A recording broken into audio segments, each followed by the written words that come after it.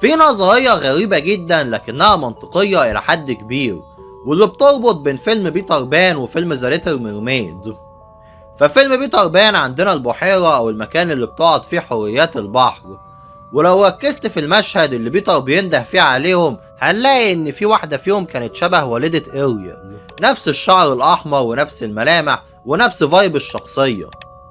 وبعد كده لما نروح لفيلم إيريال ذا بيجينينج اللي كشف سر كبير، وإن والدتها اتقتلت لما سفينة القراصنة اصطدمت بيها وهي على الصخرة، والمايك تايتون شاف كل ده، ومن وقتها بدأ كرهه الشديد للبشر.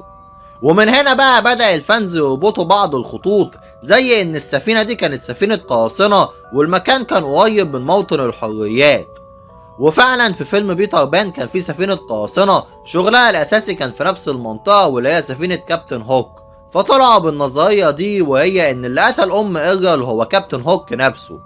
وأي نعم الفكرة دي مش مؤكدة ومفيش دليل رسمي عليها، لكنها مبنية على مبدأ التشابه الشديد بين حرية بيتر بان ووالدة إيريال، ووجود القراصنة في نفس المنطقة في الفيلمين، وإن عوالم ديزني ساعات بتلمح لحاجات مترابطة.